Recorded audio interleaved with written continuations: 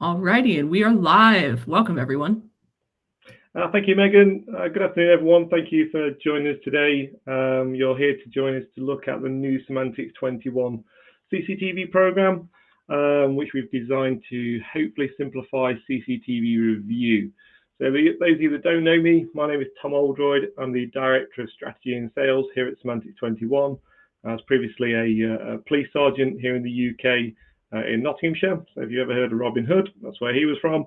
The place is still full of criminals today, so it's an incredibly busy place to police. Having left policing, I joined Black Bag Technologies that became part of Cellbrite, so I worked for Cellbrite. And then finally I joined Semantics 21 a few years back to head up their strategy and sales team. For those of you that haven't... that are new to Semantics 21, so I apologise for getting some feedback on that. So if you haven't seen Semantics 21 before, we're a UK-based business. And we specialise in artificial intelligence around predominantly media-based investigations. And we've got a huge team of developers that are there to help us create really groundbreaking software to assist law enforcement and military. But what we're here to talk about today is CCTV. Now, what do we call CCTV? It literally is anything that's video-based evidence. So whether that be social media recordings from members of the public, to doorbells, to body-worn camera, surveillance footage, or any evidence that's obviously uploaded, whether that be traffic violations from dash cams. So really any video-based evidence. And the reason why we decided to create a new product, because we know in the industry, and having come from law enforcement, are CCTV review products already out there. But what we noticed was there was a gap in the market. Now, CCTV is nothing new to law enforcement and for criminal investigations. It's been around for quite a few years now. But what we're seeing is that steep increase in the amount of submissions and the amount of evidence that's being created. And that's purely because the technology is becoming very cost efficient, easy to deploy, cloud-based storage for people like Ring or Blink cameras. It just means that it's easier for us as citizens to actually have dash cam footage constantly now uploading and streaming. When we capture those events, those criminal activities, it's going to have to be reviewed. And sadly, for you in law enforcement, it's mainly all going to be coming your way. So what we wanted to look at is how we could fix this problem of this huge workload. And we think there needs to be a change in the way that policing handles CCTV video-based evidence. I think gone are the days of having purely a specialist department handle this volume. It's just not going to happen. It's going to become too expensive.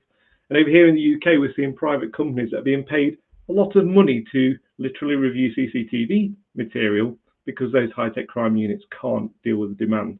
So what we want to do is create something that was simple, really, really effective, and really designed for policing budget. So it's got to be affordable. We can't really have this as a cashing in for creating you a product and charge thousands of dollars or pounds for it. It needed to be really, really cost efficient. Now, the product also needed to be in two versions. We needed a version designed for those on the front line with very little technical experience, very low-powered computer technology, compared to also the more advanced users, those pro users that are in the labs that can also utilize artificial intelligence, which is obviously Semantics 21. It's our bread and butter, as we would say. That is what we're designed to do. And we want to be able to use that power on larger scale investigations to speed up that review time. But again, both versions had to be easy to use. They have to be intuitive. And that's even down to the fact that this product really doesn't need any training. And the training that we do want to provide you, we're going to build into the product, the same as all of our other products. Again, we're not one of these companies that's going to sell you a piece of software and expect you to pay money to have to come on our training, our certified training. No, the software should be easy enough. And we've always said at Semantics 21, none of us go on an Apple training to be able to use an iPhone. It's intuitive in design, therefore we can all use it and get a lot of sort of power out of that device. So again, really, really cost effective, got to be easy to use. Now the two modes, as I say, we have frontline mode, which is designed to allow frontline investigators all of that basic capability for audio analysis, visual analysis, tagging and adding labels to videos and frames, basic annotation, and then creating reports that are good enough for going into your defense and your prosecutors. So it has to be in a forensically sound manner and show the transparency of what's been actually happening with the application. And then Pro mode, this is where we bring in then the artificial intelligence side of the product. This allows you to search for people, vehicles, registration plates, any text within a video. So if we know that the vehicle, the offending vehicle, is a taxi and may have an Uber sign or a Lyft sign, again, we can type in those keywords and we'll look for those words within the video. So again, speeding up that analysis time. But also with AI, because the pro mode is aimed at those more technical users, we know that we can use artificial intelligence now for enhancing and improving imagery. Now that obviously comes with more of a risk, and obviously people that use it need to be aware of what the technology is actually doing, because AI is still new to the justice system. And that's why we would say that doesn't really seem to fit well with frontline users. The AI, the more advanced part, again, all totally offline, but it's being used with the pro mode. And what we're also doing, this is V1, this is a version 1 of our software, is we're listening to what the customers are already asking for that have been playing with this software, and already they're blown away at the performance. They're happy that this is totally offline. There is no need for servers. This runs on a standard laptop, normal forensic computer, or even a LAN-based normal terminal that you're going to see in most police stations. But all the new features we want to bring in are things like AI redaction. Again, it's a common problem we're seeing all over the world, where video evidence, we need to take into account the privacy rules and legislation, where we need to mask certain faces or registration plates of vehicles, but keep in focus our suspect. So again, AI can deliver that capability that everyone will have the ability now to redact video in the upcoming version of CCTV. And then one of the other things, the feedback we had was lots of agencies are using this with body-worn camera. Now, body-worn cameras are amazing. They're really useful ways for the police to really cover your backs and show what policing really is like at the sharp end.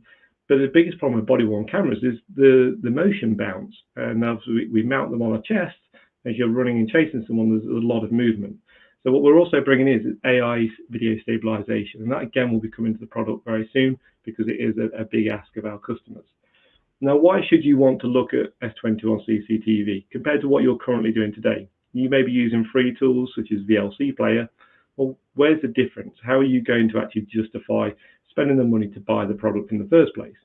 Well, if we look at traditional workflows, let's say a surveillance operation with 10, 20 hours of CCTV video to review, that's quite a lot of work for someone to review. Now, humans, we also have fatigue. We do need to have breaks. So there's a drop in that level of how long it takes to look at actually the video files. Whereas a computer can run a lot quicker. A computer also doesn't suffer with fatigue. It doesn't get confused about what's actually happening. So we can use that power of AI to speed up video review time considerably. Now, when we look at pricing models, again, we're very transparent in all of our pricing. A single license of S21 CCTV starts at £1,500. Now, we're a UK-based business. All of our pricing is in pounds. But again, we have the equivalent, really. It is about the same in US dollars. When we look at deploying into a site license, we're seeing that price massively drop. So we're looking at less than $100 a license. So when we consider this against the server-based competitors that we're seeing, and they're costing hundreds of thousands of dollars, this is considerably cheaper. So again, when we're looking at policing budgets, that's what we need to take into account. Now, we don't want to show you too many slides. We'd rather show you the product. So we'll switch over to here, and we can see that I have S21 CCTV running in the Pro mode, because I have got the AI installed. What we're going to do is we show you what it would look like if you were a frontline user. Now, the application will run on, in Frontline, a standard thin client-based Windows machine. So you don't need to have the firepower of a high-powered gaming machine with a GPU for the AI. It doesn't need to have the GPU, because in Frontline mode, there would be no AI run. But we can see here this window is the first window to open, where we can see we can create a case, open all the cases, and also we have our quick start video guides. Again, this is where we can start to teach you in an offline environment how to use the app without having to pay for any additional training. In this case, we're going to say that we want to do a new analysis. We're going to populate some case details and then move to the next screen. We have an analysis reference number, which is pre-populated for us from the previous details. We could customize that should we want to. And then we get to choose where we want to save our evidence to. In this case, we're just going to create a demo folder on our desktop. And then we have the options of what video evidence we want to add, whether that be a single file, a folder containing multiple files. This is ideal if you have surveillance video, where the video is normally chunked up into segments of maybe a gigabyte in file size or a 10-minute time frame, and those videos are all the same scene. So it may be that we've got a house under surveillance, we're looking at a lifestyle of our offender, and that video is always staying watching that same property, but there's multiple videos that are broken down into one folder, and we can put them all into the software in one go. But we also know that members of the public like to film everything. So if we have somebody that's filmed an incident and their phone is seized for any reason, and you've used MSAB or Cellbrite, one of the forensic tools, you may have a physical extraction of that device. And all you would simply need to do is export that media using the JSON or the XML media export option. And again, we can then bring in the video evidence from those seized devices. In this example, we're just going to select to choose one single video file. But again, we can add as many videos as we would want into the analysis. And this will deal with millions of video files. We create software normally for CSAM investigations, where we're handling high millions of files. So for us with CCTV, this really is very, very simple for us to deal with high volumes of video evidence. Now from here, we have the options of what AI would we want to run. Now, if we were in the frontline mode version, this window would have been skipped and we would have already have added our video and we would have been at the dashboard ready to review our case. But in this case, because we're using the pro mode, these are the options we have available. We have the option to use an AI to look for vehicles and people, number plates from vehicles, or text within the video file. And again, we have little video guides under each of the options, and it's just a case of simply turning them on or off to activate or deactivate to again make it nice and easy. We believe these, sorry, Megan? We've had a question that came in. It is, do you have a list of what sort of proprietary CCTV formats that you support? Great question. This question always comes up. We are currently working on universal formats at the moment, and as we go through the project, because this is version 1 of CCTV, we're now collating a list of what are the proprietary formats that you would want us to support. So we're going to obviously start with the most common ones. So I think already with the universal support, we support over 100 different video files formats. But then we're looking at people like Sony, Hikvision, all of those proprietary formats that will get added in the longer we sort of go down this line and we obviously build out the new version. So very great question. Please keep the questions coming. But yeah, at the moment, this is universal formats that you would see on a regular basis. Any other questions, Megan? That's it for now. Thank you. Lovely, thank you. So in this case, we're going to choose none of the AI to run. Now, when we run the AI, we'll show you the results of the AI, but when we look at CCTV, there's lots of sales pitches I had when I was in the police, people showing me the amount of AI that could be used to detect absolutely everything from the video samples. And in reality, CCTV isn't that good a quality. So we always used to get shown videos that were 4K, 8K videos. It was as if Marvel Studios had created the demo data. It's unrealistic. So artificial intelligence will only be able to do so much, which is why we stick to looking for people and vehicles, text, and registration plates. Now, as you can see, what's happened is the process window here was sort of on the foreground. We look for video length analysis, we'll extract the active data, and if the video index is broken, we'll then repair the video index so that the play bar actually correctly works. So we'll repair the video for you. Now, whilst those processes were running in the background, again, to the right-hand side here, we have a number of videos that if you wanted to watch again and learn how to use the product to look at motion analysis, again, you could do that while the processing is happening. Now, we have had our feedback from our users already. It said, hey, there's 2 spaces here. Wouldn't it be nice to have Tetris and Solitaire? We're still working on that. So we'll see if we can get some games built into the application just to kill a bit of time if there's processing being run. Now, in terms of processing speed, this probably is one of the quickest tools for reviewing CCTV and also running that AI. In the UK, we've deployed this across all UK law enforcement for free to assist with the ongoing riots that we've had. As you can imagine, there are thousands and thousands of hours of CCTV to be reviewed, and people that have been using the software are blown away at the speed of the AI. And again, we purposely built it to look for those specific objects, which is why we can fine-tune the speed. So in this case, we've had one video load in. And again, it's just a 25-minute demo data video footage we've brought in. And you can see we can scrub over the frames to see what's actually happening. Now, if we had a whole range of videos that we'd added to the software within this grid, we can then apply different labels. So we could say that the video has been reviewed and it's of evidential interest. We could then say that actually the video needs further review, or it's been reviewed and it's of non-evidential interest. So really, it's a way of you being able to manage lots of video footage.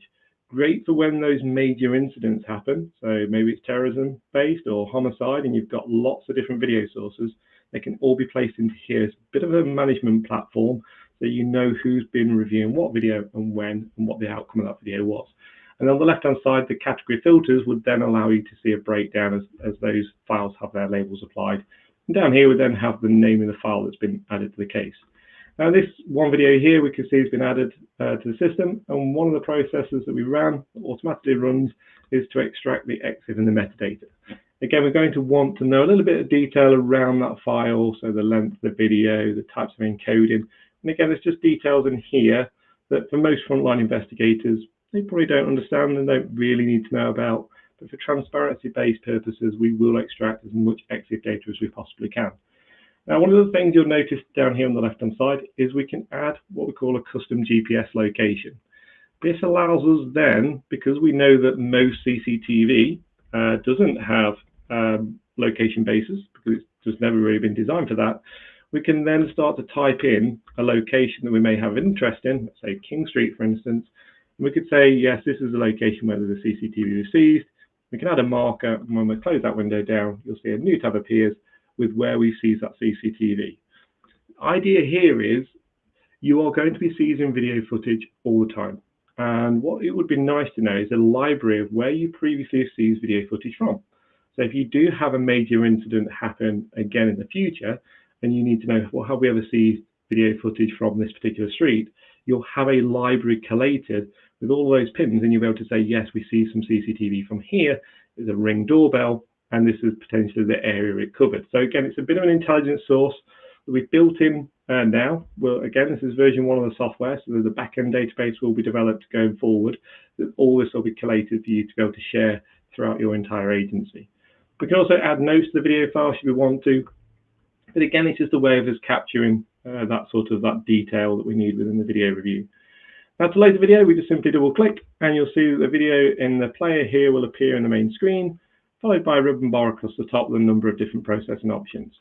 We can change the date and time. We can change the speed of the playback video. So if we want the video to play back at 4 times the speed, we can even slow the video right down should we choose to. If the video has been captured and we're looking at reflections, or it's been captured through a mirror, we can even flip the video footage around so that the video then will play the other way around. So again, if we know that the text is back to front, again, we can just simply mirror the footage to play it a different way. We have the ability to change the brightness levels, the contrast levels, hue and saturation. We also have the ability, if we need to, we can split the video. So this is the same video file, but it's now split to be displaying it 8 times, with 8 times the amount of audio. So even if we're trying to listen out to a particular sound, we're now going to be able to hear that. So great for those instances where you have videos that may be a voyeurism case, or somebody's hidden a CCTV camera above a ATM and they're trying to read the PIN numbers as they're being typed in.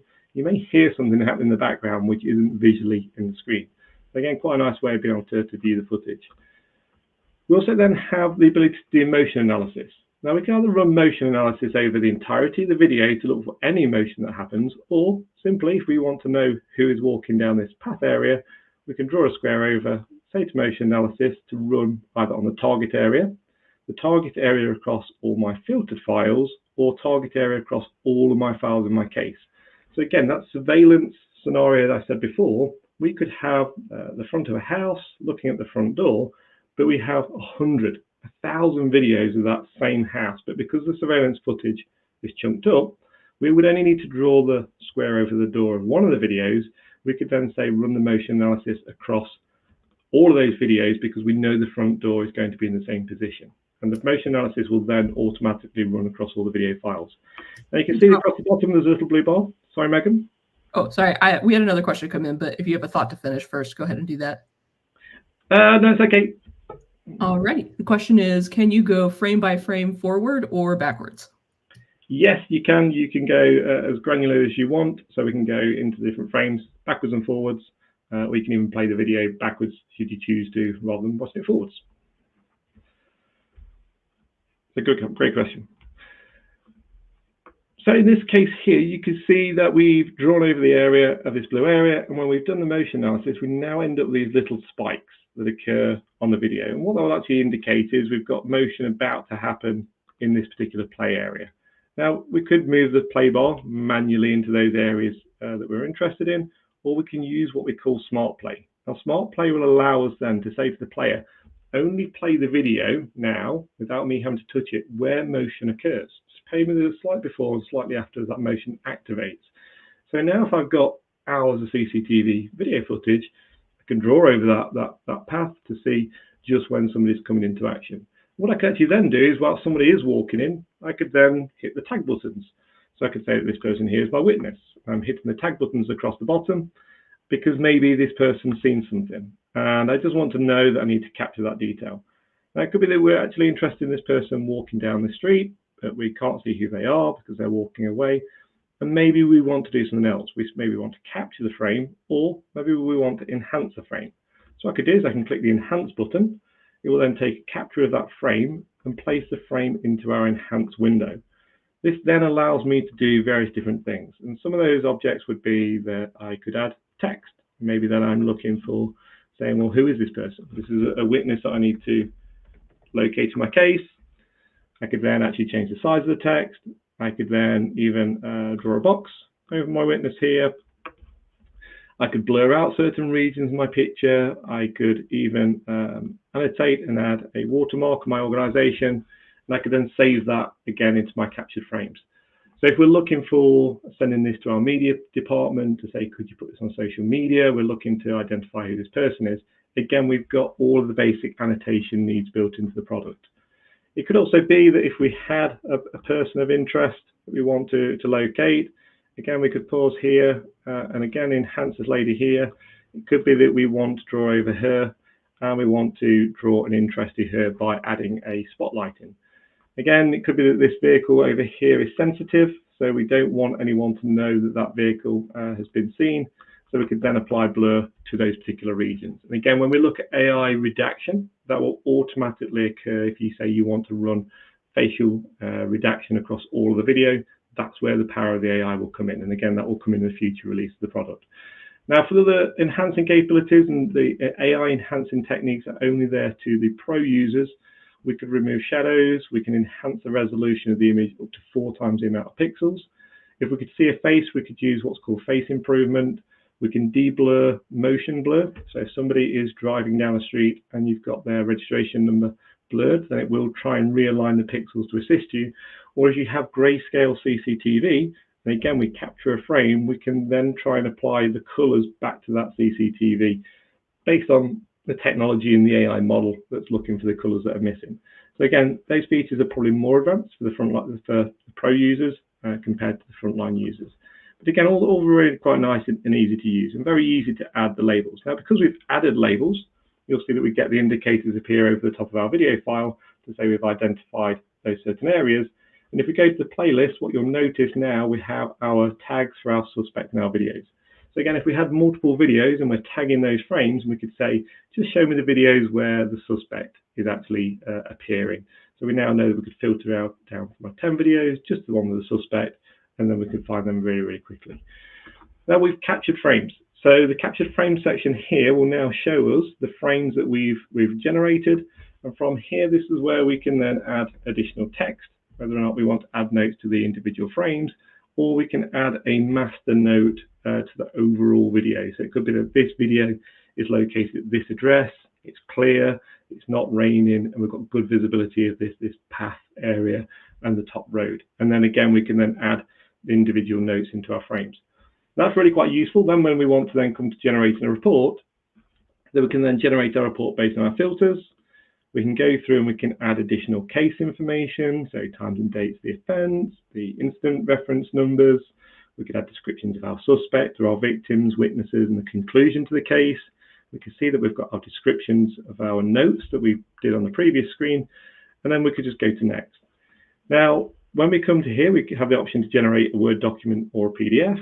We can link the files to go alongside the report, so we can provide the reports back to the prosecutor and the defense with the video files and the frames that we've created. We can have a video frame overview. We have the offline map because we've applied the GPS tag to the video file. And we also, if we had run AI, there's a disclosure document that we've created that says, this is what the AI is, and this is what Semantics 21 have done to create that AI. Again, we want to be transparent that when you're dealing with something that's so new as artificial intelligence and video forensics, that you're going there with the backing that this AI has been created by doctors and professors that we know and understand. This is our built AI. And because it's offline, we control it. If you're using AI programs that are going online, you have no idea which AI models they're using or where that data is going to. And that, to me, being ex-law enforcement is quite a high risk. So what we then do is we could then say next, fill in the rest of our details, and then quickly generate our report. And again, I'll just create the report onto the desktop. Say save, and then once it's created our Word document, the Word document will then automatically open for me, and then I get to see an overview of that document as output. Now, again, you can customize this. Now it's in Word, so it's nice and easy for you to customize and add the features that you need or reword certain things. But again, it's a template for you to use. If there's things that you think we've missed within our reporting system, then please let us know. We can then build them in for you and add them as custom templates. So this is a really quick overview of frontline mode. Really straightforward. Anyone really should be able to use it, and it can run on very little sort of processing power in terms of computers. Now, if we open an analysis that has been run using AI, and again, these are small demo samples because we can't use live evidence or live videos. These have to be provided as marketing material. You can see that our grid has got multiple different video files added, even though they're quite short. Now, the nice thing here is this is where the beauty of adding the tags and the labels can come in, because we can control and monitor our evidence really, really easily. But because we've used the AI, and the AI runs incredibly quickly, we can say, well, in this investigation, I'm interested in people. So just clicking the top button here will show me now all of the people within my analysis. As I scroll through, I get to see each of the videos where we've detected a particular person. If I wanted to be incredibly lazy, I could actually just say, put it on auto scroll, so that the video will now scroll through all of those video captures with people in them automatically. I can change the speed, or again, I can manually just move the bar up and down. Now, it could be that I don't want to look at all the people. I'm only interested in where the AI has detected a face, because I want to see that can I identify the person from the face. So again, I can change just the option to now show me faces. And you can notice that the AI model that we've created is designed to find faces with sunglasses, with face masks, obviously taking into account a lot of videos were captured during COVID, or even if we're dealing with writing situations where people are purposely using face coverings, the AI was specifically made to be able to find those faces and to be able to show you them on a grid. Now, that doesn't mean we're going to be able to do facial recognition across all of those faces, because the fine detail is missing. But what we wanted to do is give you the ability to say, here is a face. As you as a human, can you actually see the context? Maybe you know that the person was wearing a different shade of glasses, such as this person here. Even though they're incredibly blurry, that could be your witness or your suspect or your victim. But in terms of facial recognition, it just won't work because the quality of detail is just lacking. So again, we created an AI model purposely to look for low resolution faces. Now, because we know people will use face coverings, this is where we could change it to say, no, show me bodies. So if it's somebody even wearing a hijab, or is purposely using a balaclava to disguise themselves, or even if they're walking away from you, again, they're captured because we understand what a person and what a body looks like. So somebody running between a vehicle or very quickly running down a street, but we're only seeing them for a fraction of a second, again, if we can detect that there's an arm or a leg, that's the person. We want to tell you and show you that they exist within the video file. So that's why we have the options and the drop down to be able to say what is it you're actually looking for. And if we were looking for people, we could even say we want to look for people with a high percentage of red. And again, it's going to look for where we can see that there's a percentage of red within the image, so we can filter those out for you as quickly as we can. Now, again, we know most of your cases aren't only going to have people involved. They could also have vehicles. Now, again, this is a good example where the AI has been set a little bit too low. So our AI confidence is currently set at 20%. If we increase up to around 50%, again, you'll see that the false positives of that first image in the grid have now disappeared. So the nice thing with when we're creating AI, every piece of media we look at, we will tell you the confidence that we have in finding that particular face all person. The higher the confidence, the more accurate the results will be. By simply drawing that slider down the bottom, then again, you'll get more false positives creeping in, but it means you're less likely to have missed anything. So again, we allow you to have that flexibility to move the slider up and down. And again, you can see we've now got a grid of all different vehicles that we detected from the various different video clips that we've added. Now, just to help you again sort out the videos, maybe it's a case of very quickly we're looking for a suspect with a red vehicle. Again, we now filter straight down to seeing vehicles that are red. And by simply clicking on the vehicle, we have the option to either play the vehicle from that point, the movie or the video file, or if we want to see a still, again, we can open up to see the still of that vehicle. Now we can go more granular with vehicles. We could say that actually we know that we're looking for a bigger a truck or a bus, and again, we can filter down based on the vehicle's type. Now, one of the nice things we've also had to take into consideration is it's very nice to create AI where you see vehicles that are straight on and the video samples are perfectly aligned, and we can clearly see that every day it's a vehicle. But what happens when the CCTV cameras are mounted quite high, or you're using UAVs or your helicopters or aircraft to capture the video? We had to create the AI to be able to take into compensation of heights and angles. So again, even where we're looking for a bus video here, again, we're seeing a section of a bus. Even though we've got this taxi driving across, we're just getting the back end there. Or if we're looking at sort of elevated aerial footage, again, we're going to capture the buses down here across the bottom. So again, nice thing with Semantics that they're an AI company. We take into account lots of different sort of reasonings behind what we create to allow you to have something you can have trust and confidence that you will find the results you're after. Now, the nice thing when we're dealing with vehicles is most countries have registration plates attached to those vehicles. So if we wanted to, we could say, well, we're interested in a particular number of video files. And what we want to do is we want to see, are there any registration plates within these videos that we select? And any of the videos that you then select, when you're clicking any of these objects, it will only show you the results for the 4 videos we have on screen. So by clicking on the registration plate detection, this is then finding those registration plates. Now, we can't guarantee that we can read what the registration plate says. If we choose focus mode off, we can see it zooms out. If we turn this focus mode on, we can see that it's zooming into where we've detected a registration plate. The idea here is, again, even though we can't read the plate, and we can filter down the text that we can detect, so you can type in registration plates to see if we can find them if the quality is good enough. But we wanted to show you them because it may be that when you're looking at the image, and you're saying, is that a 06 or a 04? Well, it looks like it's attached to a red vehicle. That's the vehicle we're interested in. Or we know the vehicle is yellow. It's very distinctive. Although we can't read the whole registration plate, again, when we open up the file, we can see it's attached to this particular vehicle. And yeah, we know that our suspect stole the bus.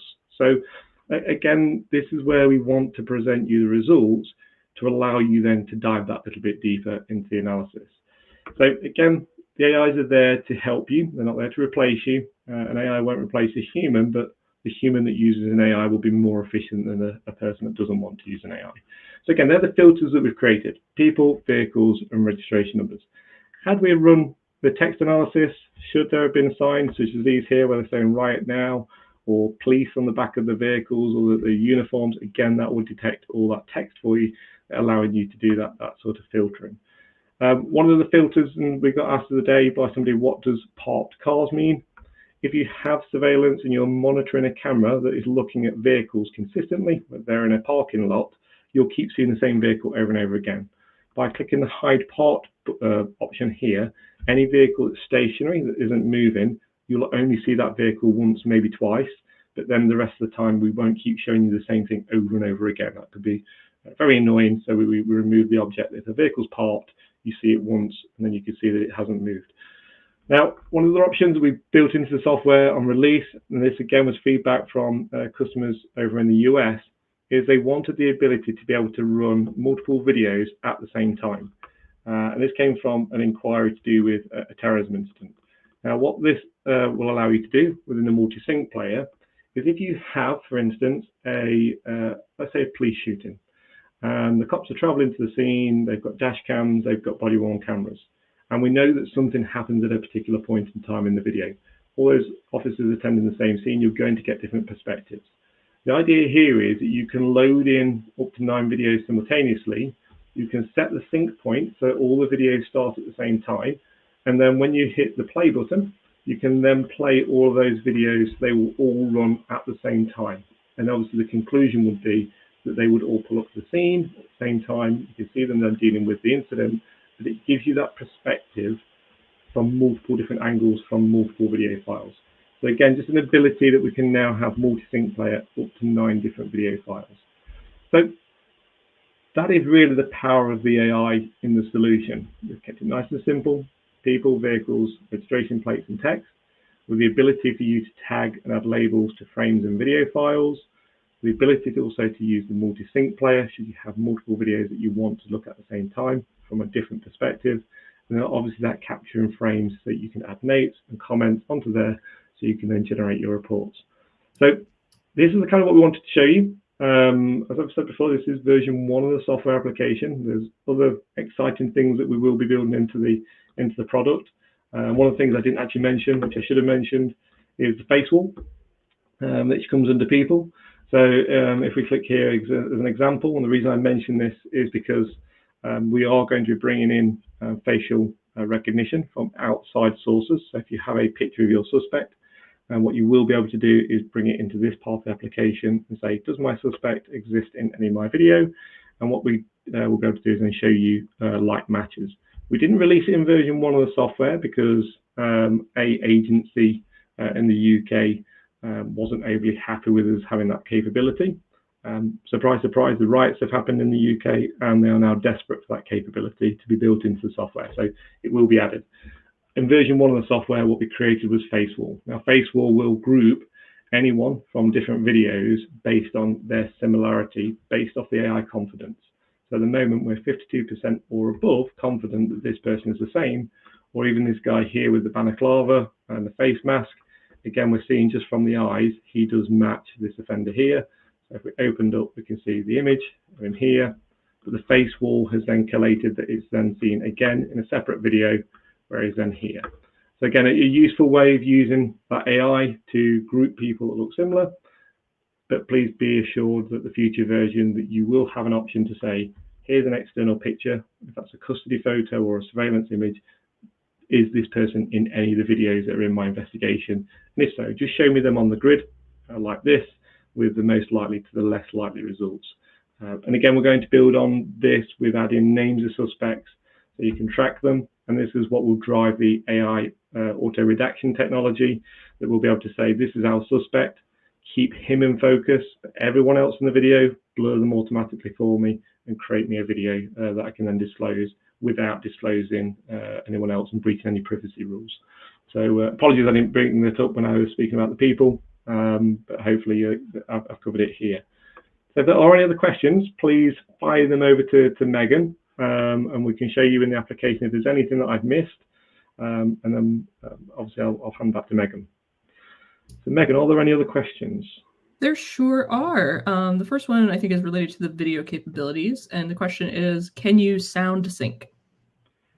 No, but that has been asked. So if I understand your question, then it'll be the fact that the sound isn't in line with the video file, or it's fallen out of sync through the indexes.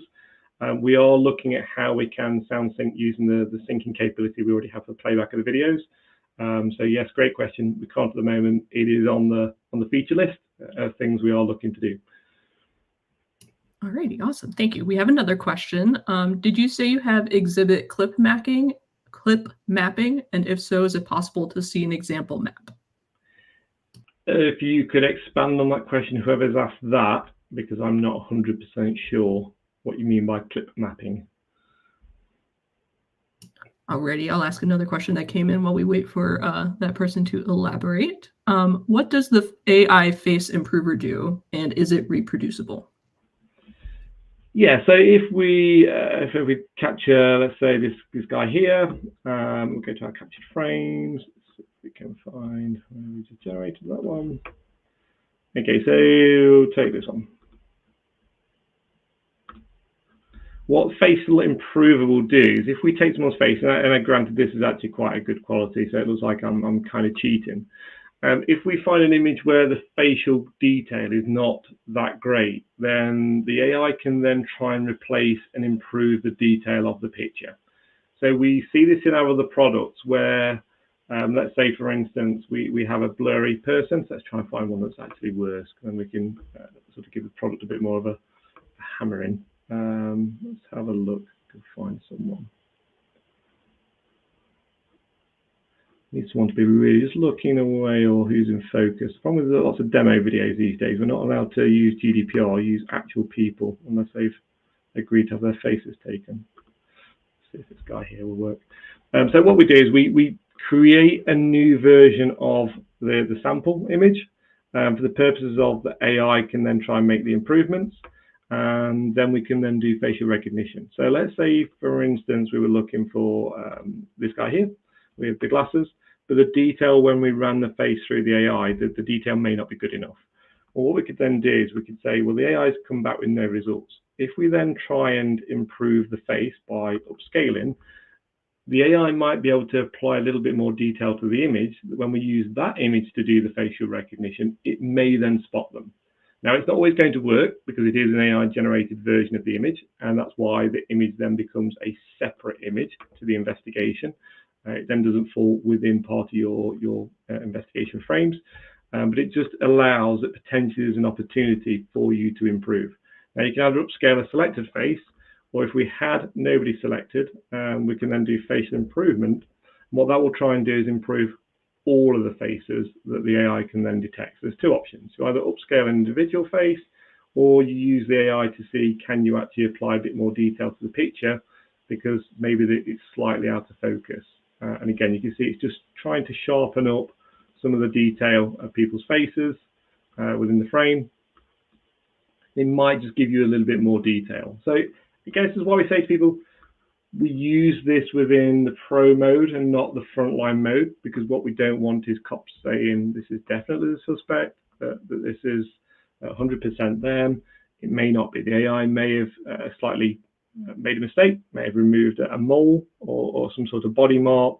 That's where the experts need to be aware. Use AI technology to assist you in additional searches. And again, in this case, it does quite a nice job of just improving the faces within the image. But again, that's not a true representation. That's not the true image that was actually captured through the lens of the camera. So yeah, they're the AIs that are built in to try and help you improve imagery. Okay, so we have a little bit of extra detail on the mapping question. It's related to where you mentioned adding in locations, possibly custom GPS locations.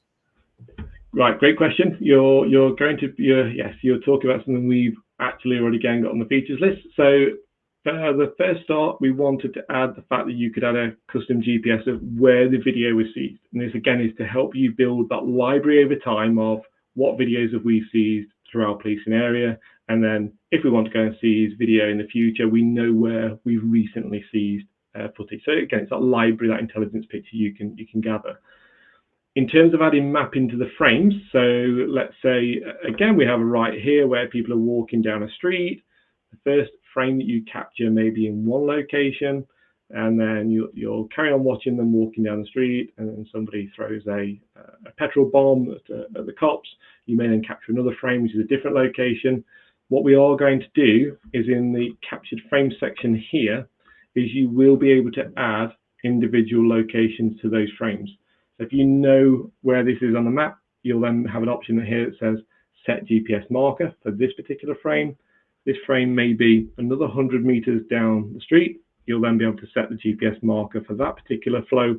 And then you'll have an overview map that says, this is where frame 1 was captured, this is where frame 2 was captured, 3 again. So visually on a map, you can see where incidents have happened.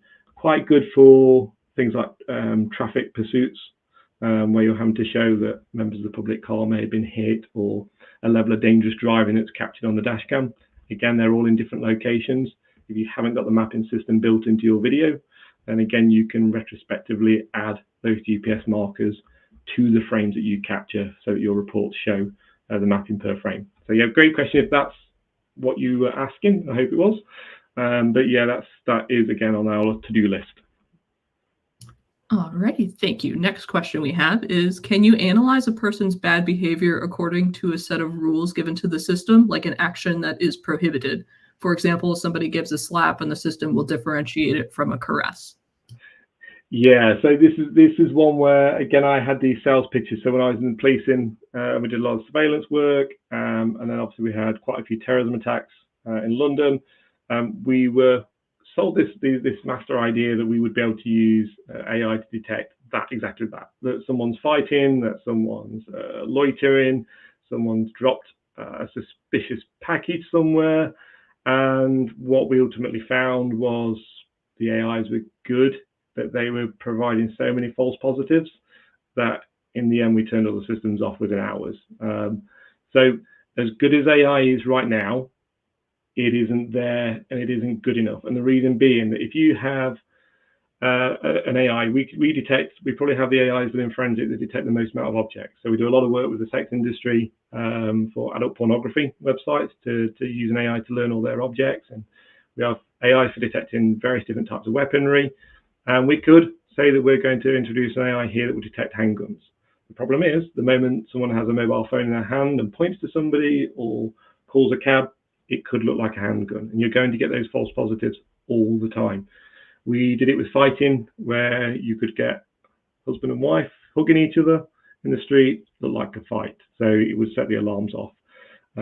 We find exactly the same thing here. We've been running lots of different modeling files to say, can we look for weapons? Can we look for fighting? Can we look for somebody that just looks out of place? Why is it they're sat at a bus stop, yet 6 buses have driven past, yet they're still there? And they're the sorts of things that we're looking at. What is out of place with a video file that us as humans would look at and go, that just doesn't look right? Trying to get an AI to fully understand that and be accurate isn't currently working. And the AI that we designed for the automotive industry, they have exactly the same warning that we give to law enforcement and the military customers we work with. Treat AI as if it's about 70% accurate.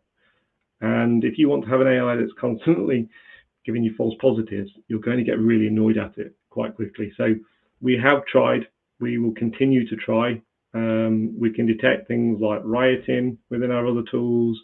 We can detect lots of different sexual actions within our other tools. We can detect fighting, violence.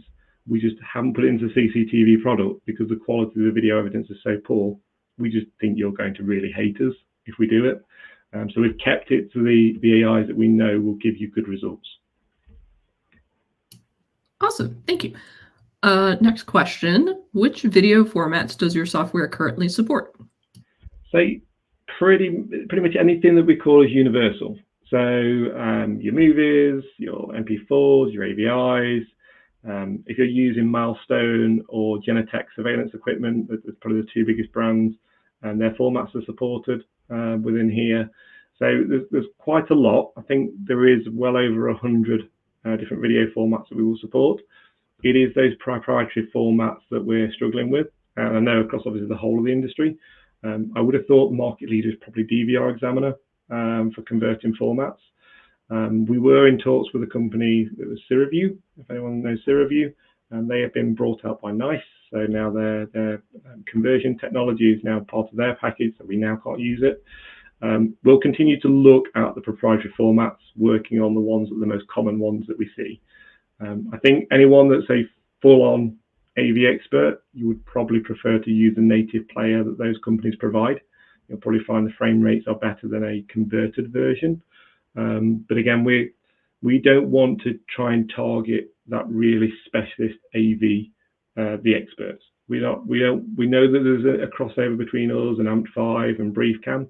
What we want to do is aim at something that is easy, can be deployed really, really cost effectively, is quick, is really fast, and works.